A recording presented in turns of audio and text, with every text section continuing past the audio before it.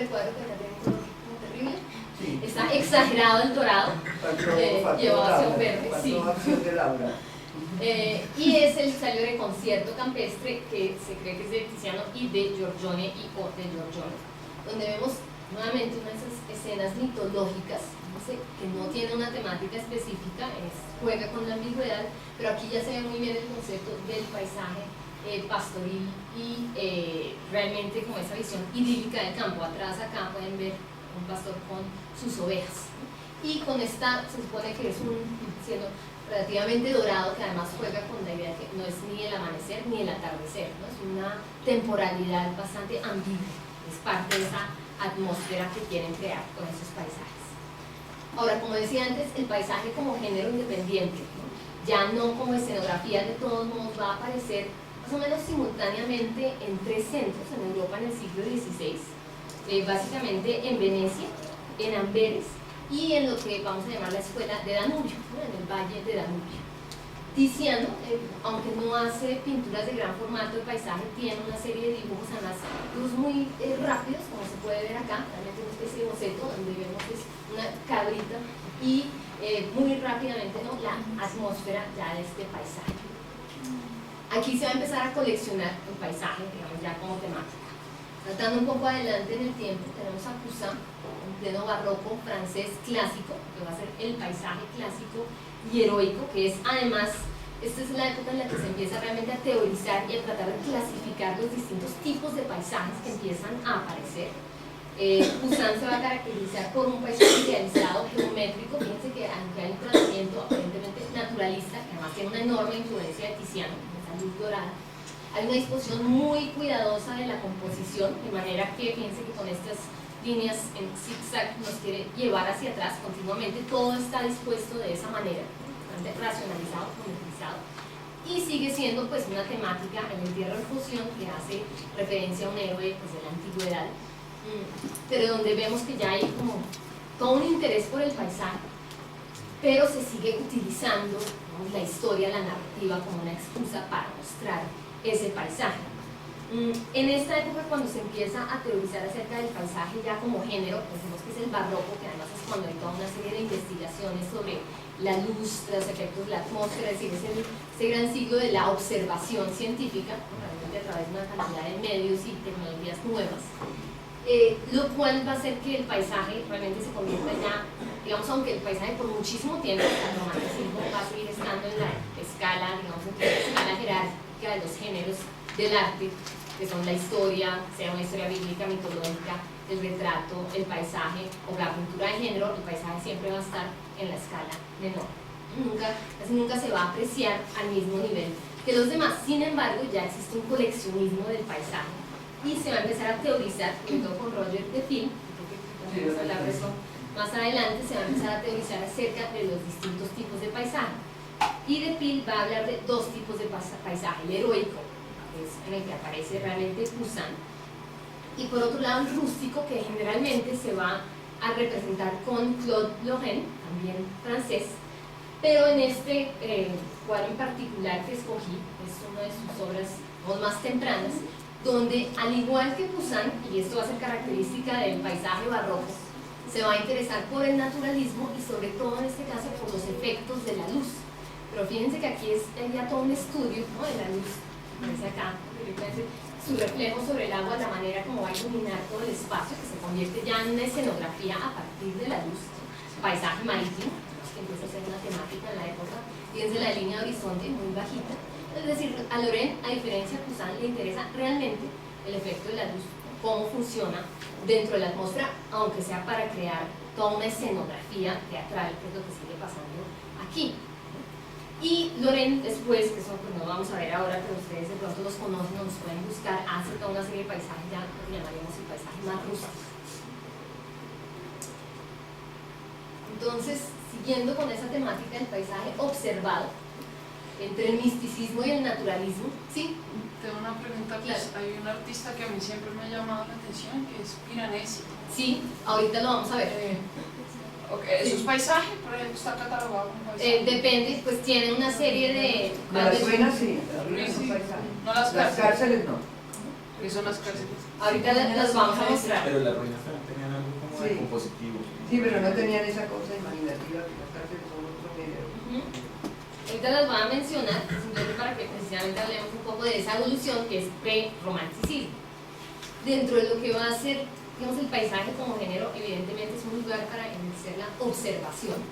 Y siempre va a haber esa tensión entre el naturalismo, como vamos a volver a ver en el paisaje romántico, y una interpretación simbólica de ese paisaje, que va a llevar al misticismo. Eso aparece ya en los primeros experimentos del paisaje como género independiente, sobre todo se va a dar con la escuela de Danubio, Durero, este es uno de los primeros también, como saben, y ya lo hemos hablado, Durero va a experimentar realmente con la observación de la naturaleza. Esto es una de sus vistas más famosas que hace en su viaje hacia Italia, 1495, y donde podemos ver además el tratamiento de la acuarela y casi la idea de estar observando, ¿no?, la naturaleza allí afuera, frente a ella, donde además no hay ninguna temática ni mitológica ni histórica, ¿no? Es una cuestión de observación. Unos años después va a ser su célebre grabado, La visión de San Eustacio, donde vemos, que creo que además habíamos visto uno parecido en clase, ¿no?, donde vemos ya ese acercamiento más místico a la naturaleza, ¿no?, que va a predominar dentro de ese paisaje de la escuela del Danubio y del norte, ¿no?, de cada uno de los, y donde va a haber todo un desarrollo del naturalismo, digamos, detallado, ¿no?, de cierta precisión de los elementos mirados con muchísima atención al detalle. Dentro de esta línea aparece Patinir con sus célebres visiones panorámicas del mundo, que se llaman un paisaje del mundo. Acá vemos una de sus pinturas con San Jerónimo, que es el protagonista, digamos, la temática, al momento en que San Jerónimo le quita la espina al león, dentro de una cueva ermitaño. Pero fíjense la manera como está representando el paisaje con esos azules predominantes y toda una escogencia de distintas topografías, estas simultáneamente, ¿no?, desde una perspectiva además muy alta, hace parte de ese énfasis, digamos, que va a haber siempre en el paisaje místico, que es resaltar la inmensidad, ¿no?, del paisaje frente al individuo, ¿no?, que aparece acá insertado. La civilización existe, pero predomina esa visión panorámica. Esto además claramente está relacionado con toda una serie de desarrollos que se dan en la época, en la topografía, un método de descripción del mundo, que eso va, digamos, va a evolucionar cada vez más. Uno de los artistas que sostienen los especialistas en pintura de la sociedad colonial es Patinir, que influye, los cuadros de Patinir influyen en las pinturas coloniales. Entonces cuando ustedes ven paisajes de acá, paisajes pues santos pintados acá, o en el Ecuador, el fondo siempre son montañas azules, y eso dicen todos los entendidos en arte colonial que es influencia de obras de Patinir. Que además es un paisaje en realidad pues muy idealizado, ¿no? Es como tomar todas las partes y ponerlas al mismo tiempo y darle esa tonalidad azul muy particular de Patinir. Dentro de esa misma línea, en la escuela de Danubio, Albrecht Aldorfer, un agua fuerte, más o menos 1520, donde ya vemos que predomina realmente, además la temática es el paisaje, sobre todo este arte, dentro de una escenografía pues, mística, donde el paisaje va a empezar a entenderse, sobre todo estos bosques que ellos están mirando a su alrededor, ¿no? Son bosques que se van a entender como lugares, ¿no?, para experiencias visionarias, ¿no? Es un lugar remoto, sigue siendo ese bosque místico medieval que ellos van a explorar, ¿no? Van a empezar a entender, como, además esto tiene mucho que ver con el protestantismo también, ¿no?, que es ese desplazamiento de lo espiritual sobre la naturaleza, que va a reaparecer obviamente en el romanticismo, que va a tener esto como su heredero más directo. Por ejemplo, con Bruegel el Viejo, Cazadores de Conejos, ¿no?, que es un agua fuerte, de mitad del siglo XVI. Acá podemos ver a los cazadores, pero vemos que realmente la temática ya se convirtió en estas visiones panorámicas del paisaje. Más fíjense el punto de vista, que es muy interesante, que lo vamos a encontrar nuevamente en el paisaje romántico. Es muy interesante de Bruegel, que Bruegel va en el momento que Miguel Ángel está pintando la Capilla Sixtina y le aburre a morir, le parece toda la pintura italiana malísima. Entonces se devuelve, va hasta Nápoles y se devuelve y empieza a mirar los Alpes, y empieza a hacer unos dibujos, unos grabados, y que le interesa a él la vida campesina y el paisaje. Entonces, pues por lo menos en el norte, en Holanda, en todas partes, consideran el padre del paisaje a él, que se echó la cosa cosa italiana, la cultura italiana de Miguel Ángel, y se puso a mirar la naturaleza. Y por eso precisamente en el norte se va a identificar muchísimo con el desarrollo del paisaje, se va a ver realmente en el norte de Europa, y en Italia casi siempre el paisaje va a seguir siendo el paisaje clásico, se va a hacer un clasicismo dentro del paisaje, el paisaje heroico o histórico. También dentro de la línea del norte, pero volviendo ahora otra vez al barroco, con Royster, que va a ser uno de los especialistas del paisaje barrocos holandeses, que aquí es donde realmente el género del paisaje va a adquirir unas nuevas dimensiones, hay todo un nuevo coleccionismo, una burguesía de comerciantes que van a empezar a comprar paisajes que además van a identificar, ¿no?, a los holandeses. Si ustedes miran este paisaje en particular, ¿cómo sabríamos que es barroco? ¿No? Que no se parezca nada al Poussin o al Lorraine. De todas maneras, hay un fuerte interés por crear el paisaje, convertirlo en género en sí mismo. Pero además hay un fuerte interés descriptivo. Miren acá algo que no hemos visto antes, que es no solo la línea muy baja del horizonte, que además hace referencia obviamente al paisaje muy plano holandés. Pueden ver los molinos, ¿no?, en el fondo, es decir, es claramente una identificación, ¿no?, muy fuerte con ese paisaje de iglesia también, pero sobre todo miren las nubes, miren la manera como hay todo las nubes son mucho más importantes que el resto del cuadro, ¿no?, por la línea del horizonte que está bajitica, es lo que hace la mayor parte de la obra, y miren los efectos de la luz, como lo que él está explorando es cómo esa luz recae, rebota en las nubes y a su vez, ¿no?, cae sobre la tierra creando una serie de sombras y ciertas partes con luz y ciertas otras no. Es decir, no hemos visto un naturalismo, un estudio, realmente una observación de los efectos de la luz de esta manera, y ya no teatral, aunque sí pues tiene un fuerte componente, podríamos decir, pues casi político por el sentido de la obra, ¿no?, hacia la identidad holandesa, pero realmente es un interés también por esa observación muy cuidadosa de la luz. Y había especialistas, donde comienza el mercado del arte, el mercado de verdad del arte, en una plaza donde venden, y ahí están los pintores, cada uno es especialista, este especialista en marinas, pero marinas pacíficas, este es marinas en guerra, marinas en pescar. Había especialistas en cada uno de los clases de paisaje.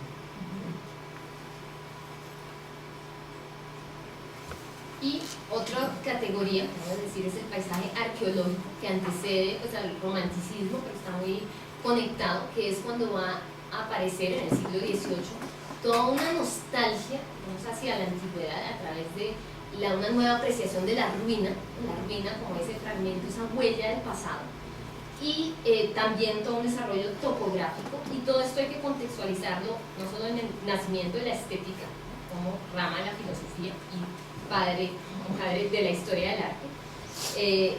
Además va a estar esto muy marcado por, también es el siglo de la aparición de los museos, el coleccionismo y el Grand Tour, que ya había, el Grand Tour, que es básicamente un viaje que uno debe emprender como joven intelectual por Europa, donde los destinos principales pues casi siempre son Roma, Venecia, ¿no?, estas grandes ciudades que tienen pues todo un pasado histórico y clásico, y sobre todo van a venir muchos jóvenes intelectuales que viajan desde Inglaterra, desde Francia. Es una especie de peregrinaje intelectual e histórico. De allí que se van a producir toda una serie de obras para los viajeros que quieren coleccionar básicamente lo que se llaman las vistas o las vedute, ¿no?, las vistas, que es básicamente a lo que se dedica Canaletto, que son souvenir del lugar donde uno fue y visitó, ¿no?, Postales. Como postales. exactamente. Y los artistas que trabajan este género se llaman los vedutisti, como los que hacen las vistas o los que ven. Aquí ven pues una de las célebres vistas de Canaletto, del Gran Canal de Venecia, a la derecha, un detalle donde además vemos pues este increíble detalle de atención, nuevamente el reflejo, el agua, captar, ¿no?, todos estos como pequeños detalles de la vida cotidiana, pero dentro nuevamente de esta atmósfera del paisaje, que obviamente se acerca pues también al paisaje urbano.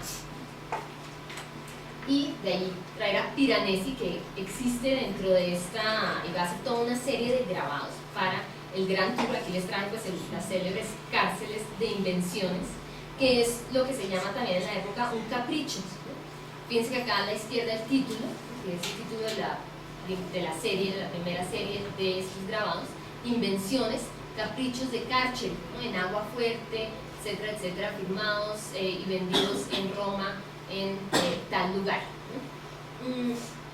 Son caprichos, ¿no? Que quiere decir invenciones de fantasía, donde él está jugando pues, con distintos tipos de arquitecturas, que sí, efectivamente no es un paisaje, pero nos puede hacer pensar en la mentalidad de la época, frente, digamos, esta noción de invención e individualización que veremos pues, va a ser muy importante para el romanticismo, lo imaginativo. Piranesi también se va a especializar. Exactamente. Se va a especializar en este tipo de vedutas. En este caso les muestro un grabado que es la vista de la Piazza del Popolo de Roma, de una serie que va a ser las vistas de Roma de 1750. Es muy interesante, no solo la descripción, digamos, topográfica, sino miren también la relación, ¿no?, espacial con las nubes, por ejemplo, todo este trabajo que él está haciendo con el grabado, que va a ser, como decíamos antes, una manera de coleccionar, de llevarse estas vistas. Dentro de todo esto, pues este gran tour también se trata de ir a ver lugares arqueológicos. Esta también va a ser el principio de la arqueología como ciencia. Sí. Una pregunta. Piranesi entraría como dentro de esa categoría de lo nostálgico por lo antiguo. Hace parte, digamos, de toda esta actitud, digamos, entre lo arqueológico y lo nostálgico, ¿no? Que de cierta manera esto, pues no son categorías generales, ¿no?, que habría que ver en cada caso individual, porque esto es muy distinto, pues obviamente, a las carceri, que son las cárceles, que son de invención.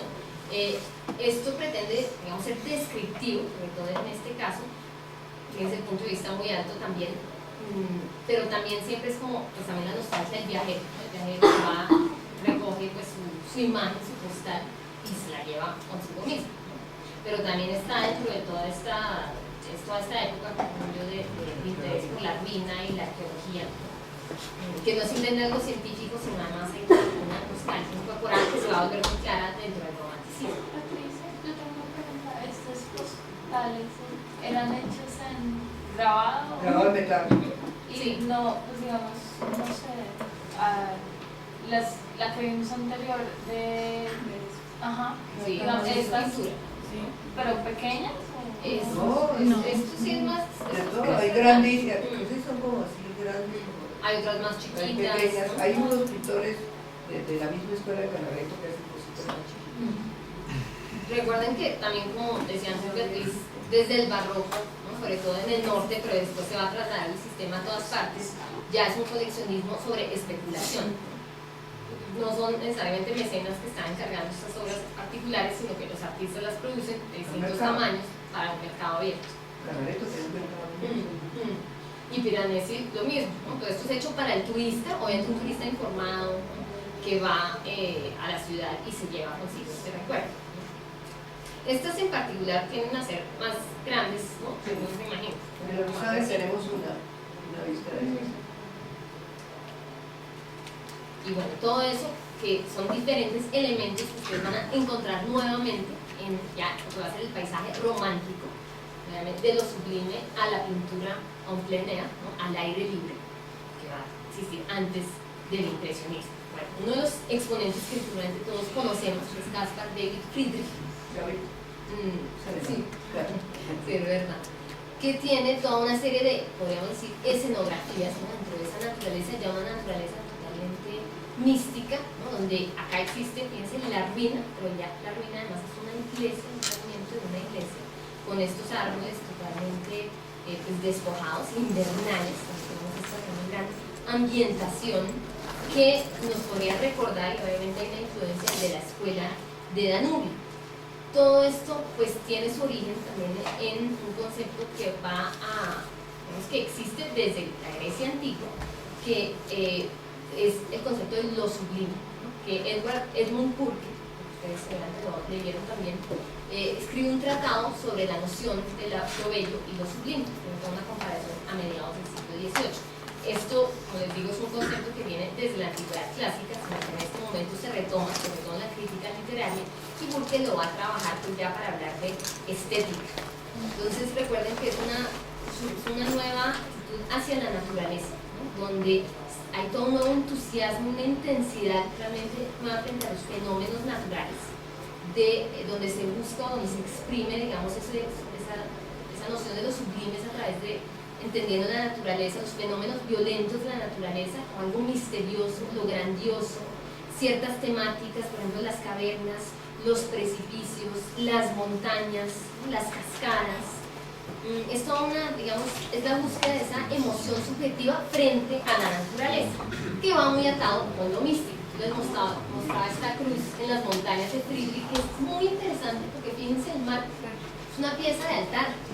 Es la primera vez que aparece un paisaje, ¿no?, reemplazando una temática religiosa, figurativa, y pues en el sentido, digamos, más tradicional, y se convierte, claro, en la crucifixión, pero en medio de este paisaje rocoso, evidentemente, pues reemplazando lo religioso por lo místico. Otros ejemplos muy célebres de Friedrich, donde vemos exactamente esas temáticas, ¿no?, donde siempre es ese espectador, además de espaldas, mirando, en el caso de la derecha, por encima de un mar de nubes, literalmente, ¿no?, y a la izquierda, bien mirando hacia abajo, ¿no?, los precipicios, la profundidad, ¿no?, enfatizando ese punto de vista. Además, fíjense acá con estos barquitos en medio del agua, ¿no?, para realmente enfatizar esas enormes distancias. Así que realmente lo sublime, que va a reaparecer en este momento como concepto, va a enfatizar muchísimo esta no solo relación del ser humano frente a la naturaleza, sino esta noción de alturas, grandes vacíos, ¿no?, lo que es lo suprahumano, lo irregular, la grandeza dentro de la naturaleza, y realmente la experiencia individual y subjetiva frente a eso. Otro ejemplo, Jericó, que ustedes también conocen muy bien, pero antes no conocen este tipo de obras. Atardecer, paisaje con acueductos, hace parte de una serie de cuatro paisajes que muestran distintos momentos del día, y que a su vez juegan con toda esta topografía, o este tipo de iluminación muy enfatizada que hemos encontrado primero en Venecia, y donde va a aparecer también la noción, digamos, del paisaje rústico, ¿no?, esa comparación continua entre lo civilizado, lo natural, y donde acá también hay pues un juego como con lo mitológico, pero pues siempre muy dentro de esta línea del romanticismo. Un ejemplo que es distinto, para ver que hay como diferentes maneras de acercarse a esto, es Constable, un célebre inglés, que va a hacer su serie de la Catedral de Salisbury. Acá les muestro la primera versión. Fíjense que acá hay todo un interés, ¿no?, por el naturalismo, por lo que se va a caracterizar Constable. Ese paisaje rústico típicamente inglés, porque a diferencia de algunos de los otros románticos que hablan del paisaje en términos más genéricos, Constable va a especializarse en un paisaje típicamente inglés, y va a retratar una catedral con la que se lo pueden identificar. Fíjense ciertas escogencias como esta de unificar los árboles de manera que se crea un arco. Eso al mecenas de esta obra en particular no le gustó, y Constable rehizo el cuadro. Esto tampoco es la segunda versión, sino que es realmente es un boceto, ¿no?, hecho, pues me parece bastante acabado, es un boceto. Él va a trabajar, ¿no?, las pinturas al aire libre, se va a interesar por este fenómeno, y va a interesarse mucho también por hacer bocetos casi del mismo tamaño que el cuadro original, que es lo que tenemos, o el cuadro principal, que es lo que estamos viendo aquí. Fíjense el efecto tan distinto que tiene el hacer este arte y no tenerlo. Digamos que la visión opuesta del paisaje, pero dentro de la línea del romanticismo en Inglaterra, pues va a ser Turner. Va a ser otra visión de ese paisaje, que ya, además en este caso en particular, en lluvia, vapor y velocidad, donde aparece el tren, ¿no?, va a aparecer toda una temática también urbana, pero totalmente envuelta dentro de una atmósfera, ¿no?, a partir de esa idea que el clima o la atmósfera se convierte en la temática de la pintura, ¿no?, y la manera que se ve, como está pintado, que todo se disuelve dentro de esta naturaleza. Acá no se alcanza a ver, solo se ve si está en persona, porque hay un pequeño conejo que está corriendo adelante del tren, porque es nuevamente esos contrastes típicos dentro del paisaje romántico. Creo que es esta manchita que aparece acá, pero realmente en reproducción no se va a ver en persona. Pero es nuevamente ese contraste típico del romanticismo entre la grandiosidad, sea el paisaje, en este caso en la máquina, frente al pequeño individuo. Entonces siempre es esa comparación entre ese mundo externo, ¿no?, esos fenómenos suprahumanos frente al pequeño individuo. Otro ejemplo de Turner, muy célebre, el barco con esclavos, que es, podríamos decir, es un paisaje marítimo, ¿no? Se va a especializar, Turner va a ser muy conocido por esto, tiene un trabajo, pues, la luz, el efecto pues, realmente atmosférico. Pero además, pues acá hay una temática que es efectivamente, y al principio no se ve, parece como peces, etcétera, pero uno después se empieza a ver que realmente tiene que ver con unos esclavos que han sido lanzados al agua y acá están siendo devorados por animales y se están ahogando, pero se va a ver una pierna. Realmente, pues además juega con lo grotesco y el drama de lo que estamos viendo aquí. Y por último, otro tipo de paisaje muy, digamos, muy distinto, pero sigue dentro de la línea del romanticismo, ya llegando a América, va a ser Thomas Cole, de la escuela del río Hudson en Estados Unidos, que va a crear realmente el género del paisaje romántico, que va a describir además el paisaje norteamericano. Y esta que es pues, tal vez una de sus pinturas más célebres, el Mount Holyoke de Massachusetts, después de la tormenta, que es todo ese fenómeno también natural, dramático que aparece acá, que está ya terminando, pero además va a imprimir, que eso también lo tiene Turner, una cierta moralización sobre el paisaje. Este paisaje se ha interpretado desde el punto de vista desde el cual estamos nosotros parados, ¿no? Siempre viendo hacia la distancia, hacia el paisaje desde arriba, desde lejos, ¿no? Esa visión panorámica, pero también hay como una división muy clara entre estos dos lados. Un lado, la claridad, ¿no? Total, ya empieza a verse además en esta visión panorámica la civilización, entonces esa Norteamérica que empieza a ser, entre comillas, civilizada, y la América rústica, ¿no? Entonces hay como una oposición entre esos dos mundos, ¿no? Entre ese mundo además pues, subjetivo, natural, que todavía no ha sido transformado, y lo que va a hacer pues, todo este fenómeno de eventualmente la industrialización y pues, realmente la civilización y la agricultura, que es lo que alcanzamos a ver ya del lado derecho inferior. Fíjense que en estos últimos paisajes siempre hay ese énfasis sobre la observación, pero el drama, ¿no? de esos eventos naturales que van a representarse pues, también de manera como subjetiva, una visión subjetiva de la naturaleza. Es esencialmente lo que pues, importa en este caso. Y ahora, pues después tú vas a hablar de lo que interesa, ¿no? de eso. Entonces, a grosso modo, una introducción rápida por algunos de los paisajes más conocidos de la historia del arte, pero para que veamos que esa tensión entre la observación, ¿no? y cierta construcción de un ideal o de algo que quiere representar ese paisaje, pues siempre es una temática de fondo en la historia del paisaje. Esto lo dejamos como siempre en línea. Me parece una buena introducción. Yo les tengo otra introducción que en estos días descubrimos un libro de Beethoven que habla del viajero. El viajero es un personaje típico del romanticismo. Entonces, ¿me ponen la música? Entonces, tenemos la letra, sí, aquí está la letra, que es el viaje de un día alrededor del mundo. Esa idea del viaje alrededor del mundo es una que domina a Humboldt. Humboldt no quería venir aquí. Humboldt lo que quería era coger un barco que iba a dar la vuelta al mundo. Entonces se pone, cuando se le muere la mamá, que no lo dejaba moverse de la casa, y entonces él hereda una cantidad de plata, lo primero que hace es ver dónde coge un barco para irse alrededor del mundo. Entonces esta obra de Beethoven es una obra cómica, pero lo que más me gusta es que ustedes entiendan que el viajero fue un personaje en Europa.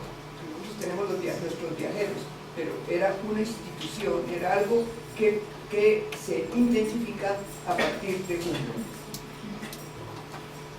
No lo reconoce, Beatriz. ¿Qué? No lo reconoció. ¿Será que lo ponemos acá? Ajá.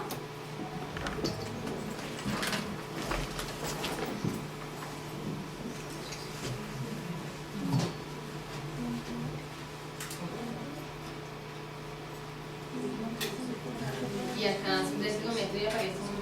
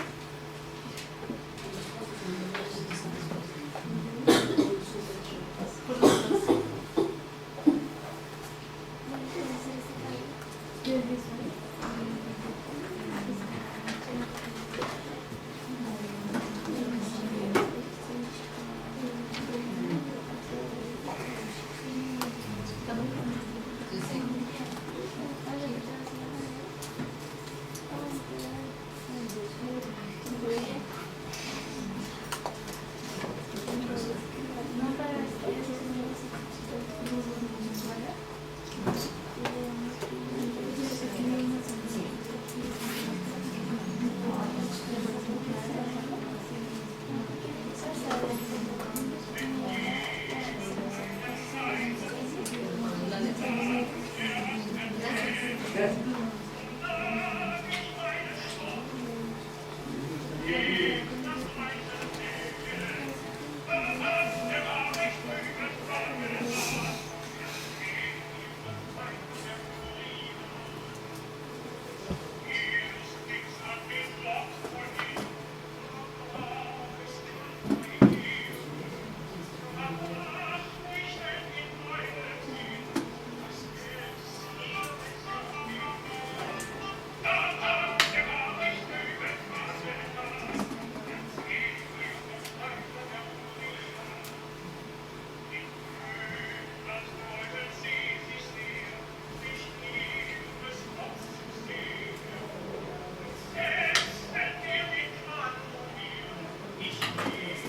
San Máximo.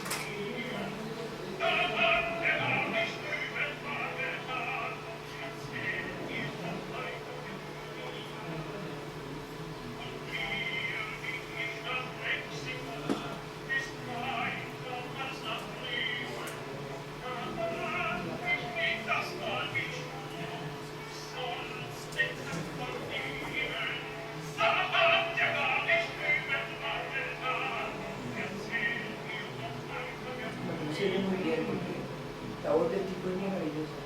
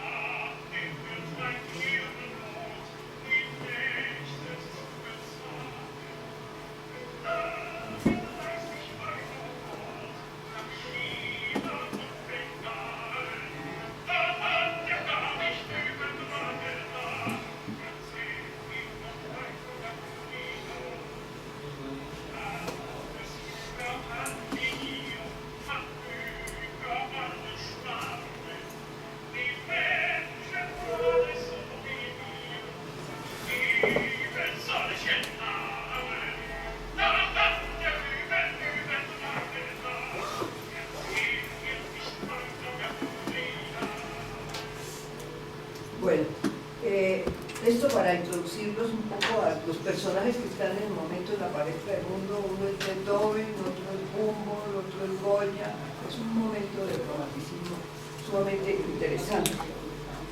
Humboldt, como les dije, no había planteado ni menos ir a Venezuela, ni venir acá, ni hacer el viaje por los países que hizo, que fueron Venezuela, llega a Venezuela primero, luego viene va a Cuba, baja a Colombia, sigue al Ecuador, con un poco del Perú, devuelve a México, va a Filadelfia y se va a Europa. Es el único viaje que hizo a América. Él hizo dos viajes grandes, el viaje a América y el viaje a Rusia. Esos son los dos grandes viajes de Humboldt.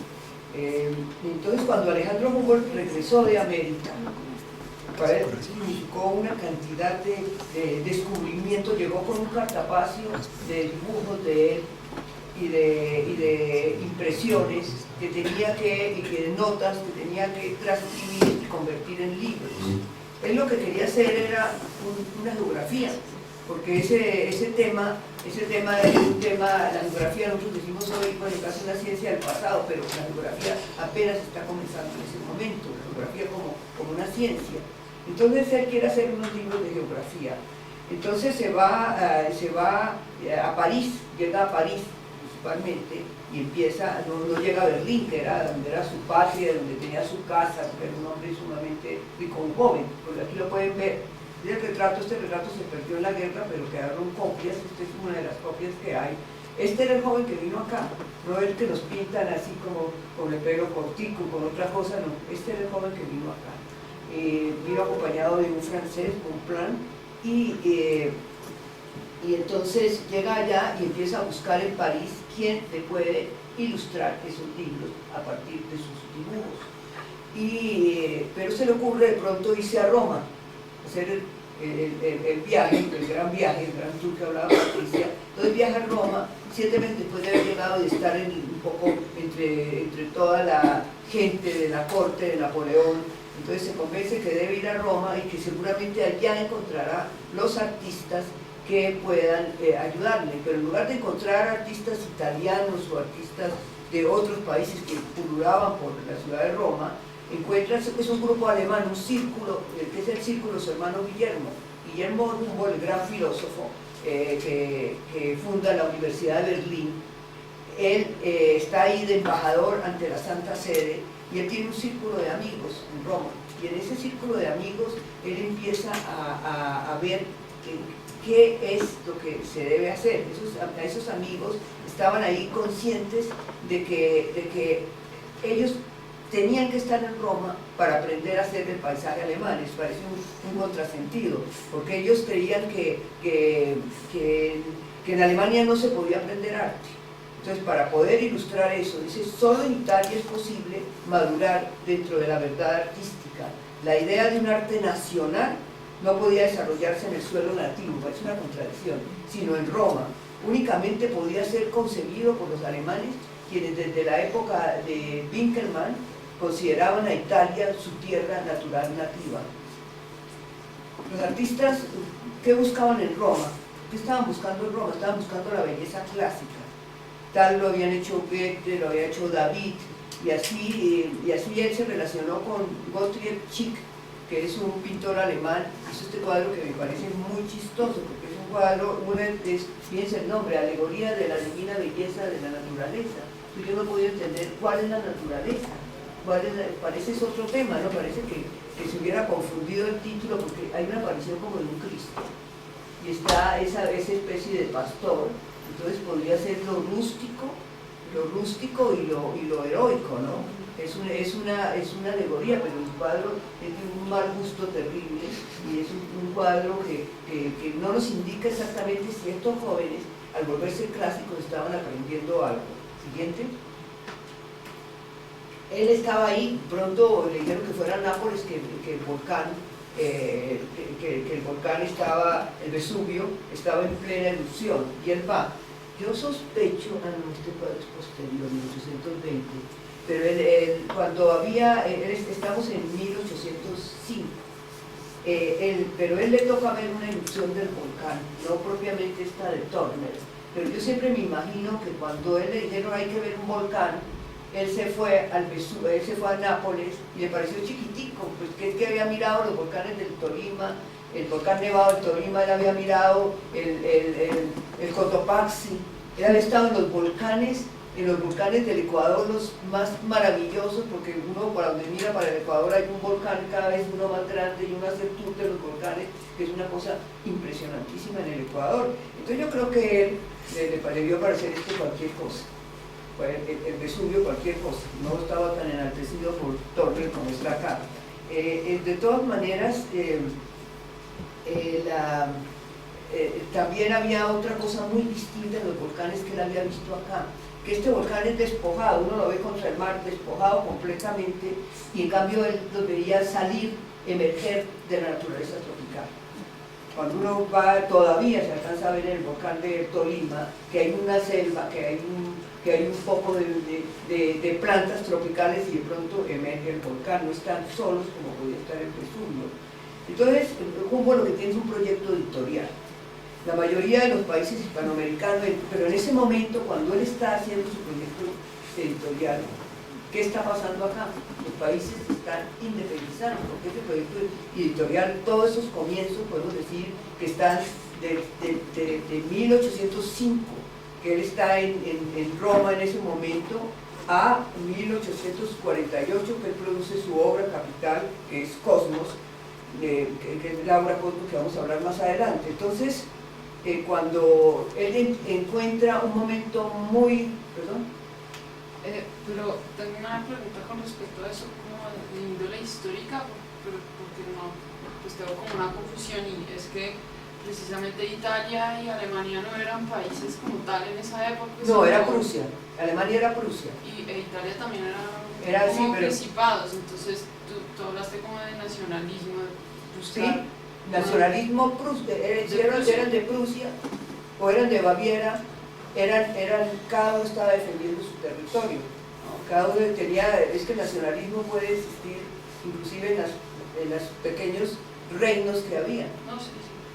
Y en Italia de todas maneras siempre se hablaba de todas maneras de Italia, siempre había toda una, si ustedes leen por ejemplo a Petrarca, ya desde el medioevo tardía, ya había una noción de la Italia unificada, aunque no lo estuviera políticamente. Entonces la nostalgia de lo clásico en general y la idea de hacer que lo clásico sea Italia, es porque sí hay una noción de todas maneras de Italia. Claro. Y de lo itálico. Sí, muy bien la aclaración. A mí me parece que una cosa que favorece a Humboldt en el entusiasmo que pueden tener las casas editoras de hacer sus libros es que estos países se están independizando. ¿Y quiénes los están ayudando a independizar? Francia, Inglaterra, o sea, los grandes países están felices de que eso suceda. España es que nada en ese momento, entonces ellos están absolutamente apoyado Humboldt, bien, de pronto bien recibido, no por Napoleón, que Napoleón no lo quería, lo consideraba un espía alemán, porque eso es una cosa que le pasa a Humboldt. Humboldt era un berlinés, prusiano, y entonces llega a París a hacer unos libros. Entonces él, para Napoleón, era sospechoso. Cuando le presentan a Napoleón, Humboldt estaba interesado en conocer las autoridades para su gran proyecto. Entonces le dice Napoleón, le dicen, mire, usted es un gran naturalista, Alejandro de Humboldt, y se volteó Napoleón y dijo, ah sí, mi mujer también cultiva rosas. Entonces eso para él fue un desengaño terrible, pero sin embargo los grandes intelectuales están pendientes de qué está pasando en estos países, están viendo aquí que esto es una riqueza inmensa y que sus países se están independizando y que van a tener el apoyo de Francia y de Inglaterra. Entonces, cuando Humboldt empieza a sacar sus publicaciones, que empiezan como en el 5 o en el 8, empiezan a aparecer las vistas y toda esa cantidad de obras de él está con sus bocetos, como mostrándonos y diciendo hay que volver, hay que hacer esto y hay que hacerlo bien y con buenos grabadores. Entonces, en ese momento es lo que se inicia, lo que se ha llamado la Escuela Humboldtiana de Pintores Americanistas. Este es el tipo de pintura, este es un Church de la escuela de Río Hudson, de la misma que Patricia nos mostró, de Thomas Cole, que nos está mostrando cuál era el tipo de paisaje que le gustaba a Humboldt. Era un paisaje muy diferente de los paisajes que se habían hecho en cierta forma porque predominaba la naturaleza tropical. Él intentaba mirar desde Guaduas hasta el Cotopaxi, o sea que si él se paraba en Guaduas podía llegar a ver el Cotopaxi, de manera que empezó a hacer pequeños bocetos Church. Y esto era lo que iba con Humboldt, era hacer condensados, ¿no? Mientras de pronto los otros paisajistas o otras personas estudiaban los pequeños detalles de la naturaleza, él va condensando una cascada, en un volcán, que este puede ser el caso perfectamente del volcán del Tolima, la vegetación, y luego va juntando todos esos cuadros para hacer uno solo, que sea Cosmos, que sea todo, que represente todo lo que es el continente. En este hay una cosa interesante que era lo que les iba a mostrar, el título, que me da mucha rabia que todos estos paisajes que son aquí en Guaduas, que son desde acá, se llame paisaje sudamericano, porque nadie sabe, vamos a encontrar muchos casos en la colección del Thyssen en Madrid, por ejemplo, paisajes sudamericanos, ¿qué les interesa? Y a mí me da mucha rabia porque la mayoría de estos paisajes son Colombia, hasta que llega a ser la conjunción con Ecuador. Bueno, se puede afirmar que el paisaje clásico llegó al país con Humboldt. El paisaje clásico idealista debía entonces combinarse con la exuberancia del trópico. Imagínense una cosa clásica y el trópico exuberante. El primer pintor al que se acercó en Roma fue sin duda el alemán Joseph Anton Koch, quien nunca estuvo en América. Entonces eso era una cosa de perder, ¿no? De cierta forma, que un punto bajo, porque estos pintores no habían estado acá, él sí había estado.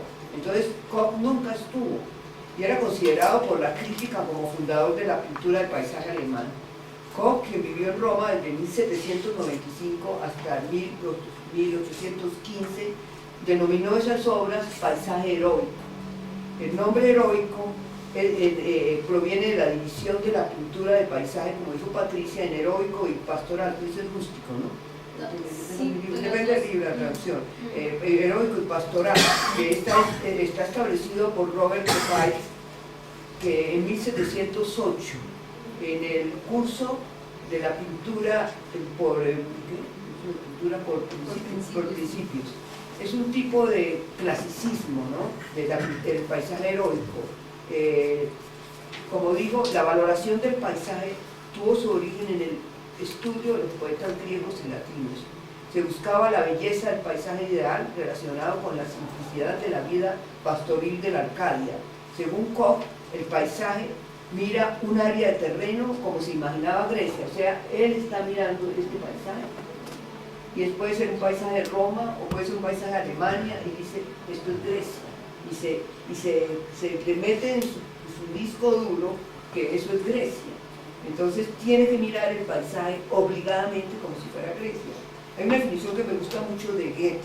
Dice, ¿qué es el paisaje heroico para Goethe? Para Goethe es en el cual una raza de hombres de pocas necesidades y nobles principios parece vivir. En él aparecen campos alternados, rocas y bosques, colinas interrumpidas, altas montañas, viviendas sin comodidades, eso es parte, eso me fascina, viviendas sin comodidades, pero respetables, torres y fortalezas, ningún trazo de campo o jardín cultivado, eso es muy interesante. Cuando piensa en paisaje no hay que pensar en tubos de petróleo, o en explotación, o en cafetales, no. Hay que pensar en que es una cosa que no produce. Viviendas sin comodidades pero respetables, torres, fortalezas, ningún trazo de campo o jardín cultivado. Aquí y allá un rebaño de ovejas que indica la más antigua y básica explotación del suelo.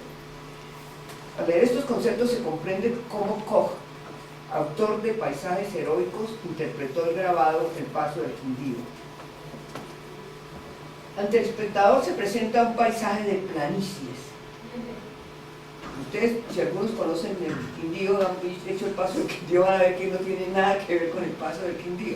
Dice, ante el espectador, sube unos 3.000 metros, ¿no? Entonces, ante el espectador se presenta un paisaje de planicies, un río y una cadena de montañas. Una de las montañas tiene forma cónica perfecta, que es allá, y está cubierta de nieve. En primer plano, 13 hombres, casi desnudos, caminan a paso acelerado, son los cargueros. 3 de ellos llevan sobre sus espaldas a otros hombres. Entre los cuales se distingue un monje. Aquí quiero aclarar que Humboldt nunca permitió que lo cargaran porque le parecía denigrante para el hombre. Hizo este recorrido a pie. Todos los recorridos que hizo desde que vino de Honda a pie. Era un hombre sumamente fuerte. Entonces él odiaba los cargueros. Sin embargo, tiene que señalar que los cargueros van por el paso del Quindío. El foco de luz ilumina el camino. Ustedes pueden ver que el camino va trazado siempre con luz. Y a los dos hombres a los dos primeros que encabezan la marcha también están iluminados. Las otras figuras se perciben en sombra. Al fondo, contra una cerca, se destacan 3 figuras humanas, 2 de pie y una sentada. ¿Se ven? Creo que es allá donde está la cerca, por ahí, por acá. No, allá no, eso es los 13, allá, por allá hay Está bien hecho. Abajo. no, eso es Un poquitico más arriba. ahí, bueno. Gracias. Bueno, dice esa descripción dice la descripción viendo el grabado físicamente. La vegetación aparece distribuida en grupos en toda la playa y ustedes pueden pedacitos de cosas que no corresponden con la vegetación, pedacitos de vegetación. Y hay una cosa curiosa, que no se reconocen especies botánicas, como era botánico también, excepto un frailejón al lado derecho y un conjunto de palmas a la izquierda. Por ahí está el frailejón y por ahí están unas palmeritas. El río está iluminado en un corto segmento, pero se puede apreciar su curso en el horizonte. El nevado brilla por su blancura. Hay cadenas de montañas al fondo y cúmulos de nubes en el cielo. Al fondo se observa una ciudad con torres circulares y construcciones rectangulares.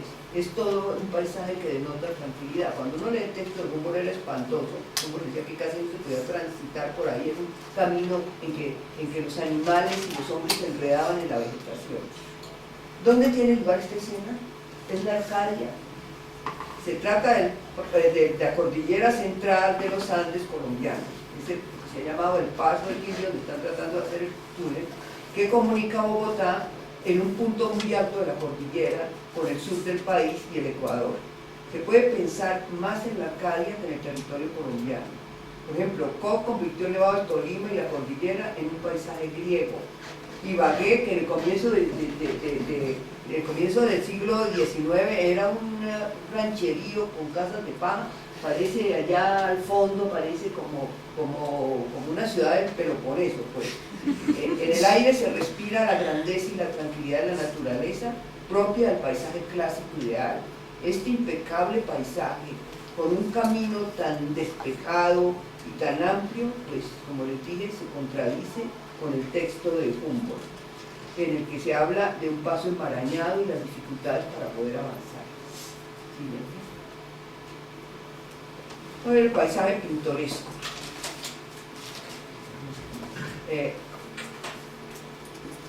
En Inglaterra nació una escuela, que es la escuela de Norwich. Aquí hay una exposición bellísima, hace unos años a la Alexander Arango de acuarelas de la escuela de Norwich, como una reacción a las imposiciones de la academia. La academia en Londres era lo más estricto que había, la dirigía Jonathan Reynolds y dice: no pueden mejorar la mente, dice que ni las marinas, ni los paisajes, ni las marinas, ni las naturalezas muertos, dice, no pueden mejorar la mente, no impulsan hacia ningún sentimiento noble. Él no creía, el director de la academia, que se pudiera pensar en que esos géneros pudieran producir un arte noble. Entonces, Jonathan Reynolds afirmaba que la forma más elevada de la representación paisajista era la clásica y advertía que no se debe copiar muy de cerca la propia naturaleza. Entonces estos tipos de la escuela de Norwich se alzan contra eso y entonces una técnica del paisaje se impuso, en el paisaje que se llama inglés hoy en día, se impuso y propuso un sistema de expresión que llegó a su consagración con Constable en el Salón de París en 1825, cuando llevan esos paisajes de Constable y de todos esos ingleses. Ese es el origen del impresionismo, de la escuela de Barbizon y luego del impresionismo, porque los franceses quedan aterrados de ver eso. No es aventurado afirmar que Humboldt pudo conocer esta revolucionaria escuela inglesa de paisaje en esa exposición de 1825, pudo ver la exposición. La innovación del paisaje iniciada en Inglaterra culminó pues con la escuela de Barbizon. Humboldt viajó a Londres por primera vez en 1790, antes de venir a América. Iba acompañado de un naturalista, su maestro. Él tenía grandes maestros, él tenía, la mamá le pagaba a todos los escritores, que es importantísima que le enseñaran a él y al hermano. Con Foster como guía, nada escapaba a su minucioso examen: arte, naturaleza, pasado y presente, lo vivo y lo muerto, política y economía, fábricas, muelles, parques, observatorios, todo era palpado y escudriñado, por así decirlo, con meticulosa atención. Se puede afirmar que su gran interés por el arte debió conocer el avanzado estado en que se encontraba la cultura en Londres, de manera que para la tesis mía es que Humboldt sabía que existía una escuela inglesa de paisaje. En Inglaterra, en el sitio llamado Norwich, se convirtió en el favorito de los pintores ingleses, porque estaban en guerra, estaban en la guerra napoleónica, entonces ya no se podía, realmente no se podía circular y hay un impedimento para el Grand Tour, no se puede hacer el Grand Tour, entonces que bajemos y miremos nuestros ríos, nuestras quebraditas, nuestras colinas. Entonces en 1790, bueno, esto es inclusive antes de Napoleón había guerras de todas maneras, en 1792 William Gilpin formuló la teoría de lo pintoresco, del italiano pittoresco, que es que las cosas parezcan una pintura. Los jardines, por ejemplo, si llego a hacer un jardín, tenía que parecer una pintura. A ver si lo siguiente. Por ejemplo, aquí hay una caricatura de Rolando, que es uno de los grandes caricaturistas ingleses, que pasa por un camino y se persina. El señor se está persinando, está rezando, porque piensa que ese castillo es una iglesia. Entonces está echando la cruz y ellos mismos a los jardines hacían cuevas y en las cuevas alquilaban monjes para que estuvieran ahí rezando, para que el jardín fuera realmente que pareciera un cuadro, italiano, los que nos mostró Patricia, que pareciera a cualquiera de esos papas que se metían en cuevas ermitaños. Entonces alquilaban el monje y lo metían ahí y hacían unos grandes jardines. Y que los cuadros, es que parece una contradicción, que las pinturas parecieran un cuadro. Entonces las cosas se empiezan a llamar cuadros de la naturaleza. Por eso es el nombre de pintoresco, en italiano, ¿no? Entonces solamente los ingleses, por eso es tan complicado. Entonces Gilpin había estudiado en Oxford y se dedicó las 2 últimas décadas de su vida a unos planteamientos teóricos. Escribió un ensayo sobre la belleza pintoresca. Entonces, mira, aquí tenemos un cuadro, esta acuarela bellísima vino acá a la Lisandro de Arango.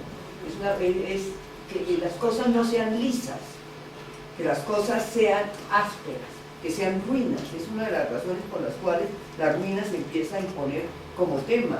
Entonces, el ensayo de Gilpin, que le sirvió a todos estos artistas, la belleza pintoresca, el viaje pintoresco, el dibujo sobre el paisaje, todo eso se considera como una obra muy importante. Gilpin tiñe su reflexión sobre el paisaje de contenido filosófico y ideas estéticas. Desde el punto de vista establece la diferencia entre lo bello, objeto en estado natural, y lo pintoresco, objeto ilustrado por la pintura. El primero se caracteriza por la claridad, o sea, un cuadro clásico hay claridad siempre. De los contratados hay muchos, no están libres de sospecha porque había unos que podían ser espías, otros.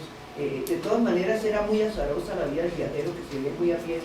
Lástima que Ferdinand Bellerman creo que llega un poco hacia Cúcuta, que es posible que algunas acuarelas de Bellerman correspondan, pero a mí me fascina. Esto es cerca de Caracas, de Valle del Tuy, y encuentra él, esta es la vida del viajero. Miren la cantidad de ropa, miren la casa en que está, allá hay una mujer cosiendo que puede ser la esposa de él, y toda esa cantidad de ropa, de cosas, están la jarra, están por ahí instrumentos, de manera que es un viajero que llega rendido y encima de todo tenía que hacer dibujos a lomo de mula o dibujos en canoa.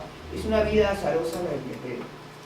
Entonces, es innegable que estos viajeros contribuyen un poco hacia una mirada hacia lo nacional. No llegó a conformarse un arte nacional. La existencia de esa visión hacia la naturaleza que proviene de Humboldt, de la escuela, se transmitió y se reemplazó todo al fin del siglo, se fue convirtiendo ya en una escuela académica aquí de paisaje, con Páramo, con todos los paisajistas como Borrero. O sea, no terminó ahí, no podemos decir que terminó con la venida de los viajeros, sino que en Colombia se prolonga y llega casi cuando se establece la escuela, la academia, cuando se empieza a enseñar paisaje. Bueno, eso es todo.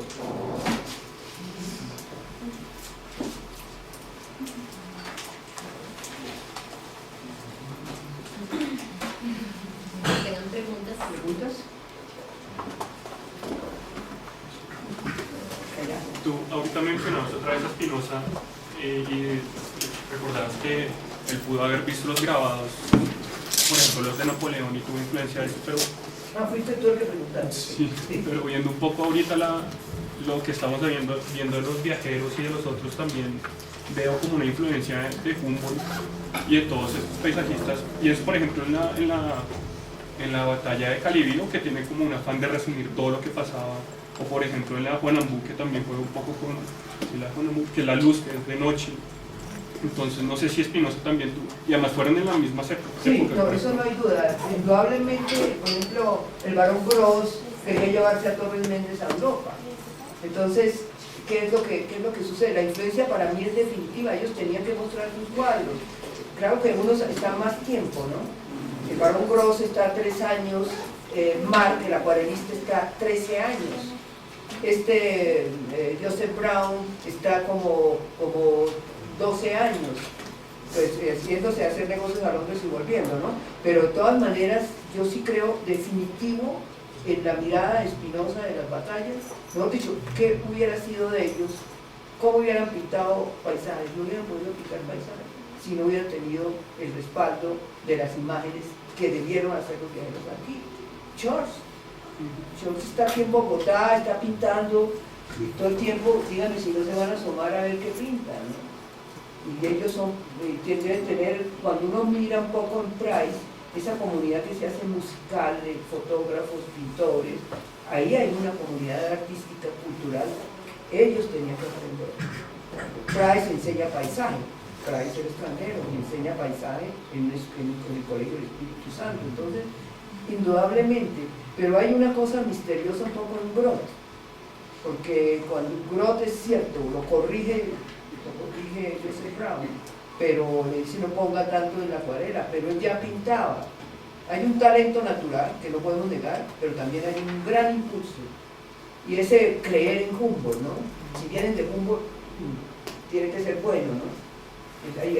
Humboldt era realmente un dios, entonces era el hombre más importante que está en cierto momento en el país, de la ciencia. Entonces, pero no solamente tiene que ver con la ciencia ni con el arte, que para desgracia, como Renata Kirchner, como la Novak dice, esas escuelas no son consideradas dentro del arte universal. Pero sí, tienen toda la razón.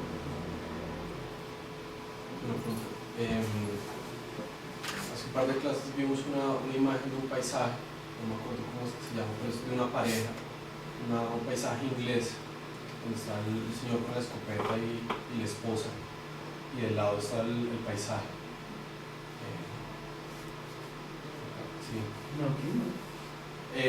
Bueno, pero es como ese paisaje inglés en donde lo que se está retratando es como al burgués con su paisaje y su tierra de fondo, en donde lo que se está demostrando es que el paisaje es una propiedad, es una propiedad privada, y entonces yo pienso como la diferencia de esa concepción del paisaje a la del viajero, que nunca es una propiedad ni una cosa de dominación, sino es más bien como de convivencia, en el que el viajero está como negociando con ese paisaje. No hay ninguna imagen en la que se vea el paisaje como si fuera una propiedad, un bien como lo que pasaba en esa... ¿En ese cuadro inglés? Sí, yo creo que no es un alemán, más bien, que están haciendo. Bueno, yo no recuerdo, pero lo que yo pienso que ellos tenían muy claro, que ellos venían, bueno, hay unos que son científicos y otros no, que ellos venían como no a conquistar. Ellos no eran los conquistadores españoles, ni mucho menos. Ellos eran unas personas que tenían unas inquietudes por la aventura. Ellos querían aventurar, querían sufrir peligros, que eso es muy romántico, ellos quieren sufrir el peligro. Ellos llegaban acá y yo creo que ellos, por un lado, tenían el negocio de que los podían vender y hacer un libro. Todos traían en mente que querían hacer un libro. Y muchos fracasaron. Joseph Brown hasta hace unos años hizo el libro de Joseph Brown. Pero yo creo que ellos no miraban esto como su posesión. No, yo creo que es muy distinto, muy distinto. Hay un príncipe de pronto que está pintado en el Brasil, príncipe alemán, que está con el loro del fusil, por eso pensé que es un cuadro muy impresionante. Ese sí es un conquistador, pero es que está como en el 16 en Brasil, cuando Brasil estaba conquistado por uno de sus pasos de los alemanes o de los holandeses por allá. De todas maneras, aquí no se ha visto eso. Aquí, como era inspirado por Humboldt, y Humboldt era, en cierta forma, no era un imperialista, sino estaba en contra de la esclavitud, en contra de que lo cargaran, en contra de una cantidad de cosas.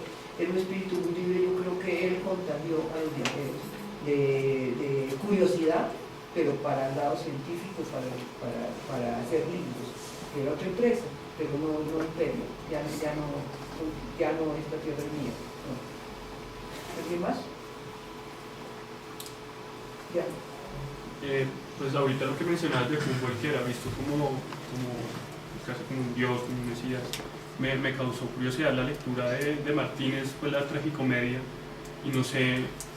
¿De Ibsen Martínez? Sí, no sé por qué, pues sí, no sé si se fue como concebida como irrespetuosa, o no sé si... Absolutamente, Ibsen Martínez es un tipo muy especial. Entonces, si no lo han leído, Humboldt y Bonpland, taxidermista, yo lo vi en teatro en Venezuela, y es maravillosa, pero es una burla la más tremenda que pueda haber, es contra Humboldt. Porque si lo muestra como un hombre completamente tosco y descuidado. No, él es un...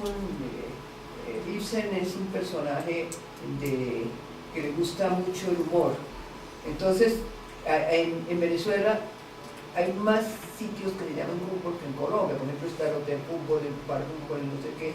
O sea, Humboldt es casi como Bolívar allá.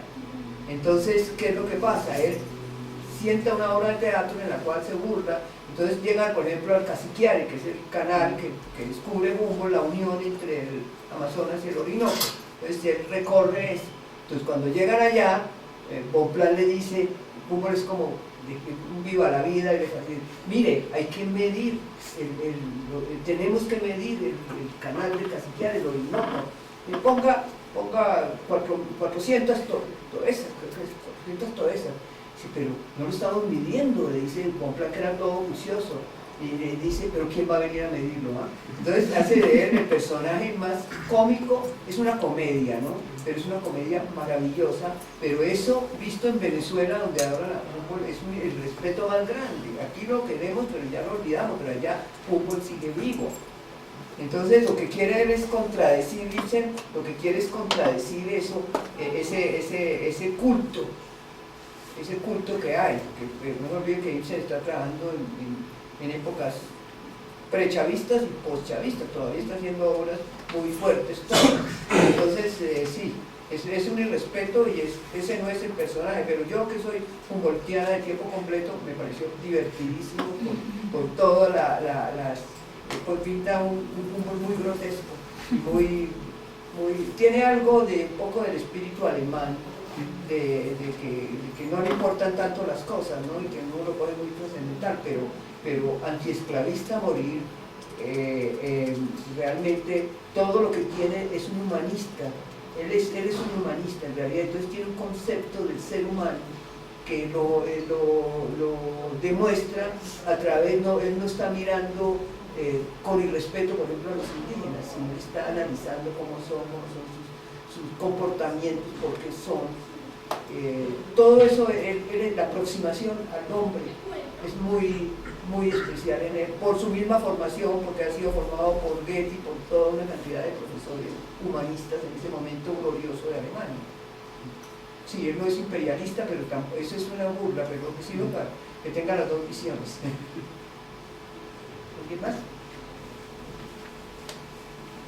Bueno, nos vemos el próximo Francisco.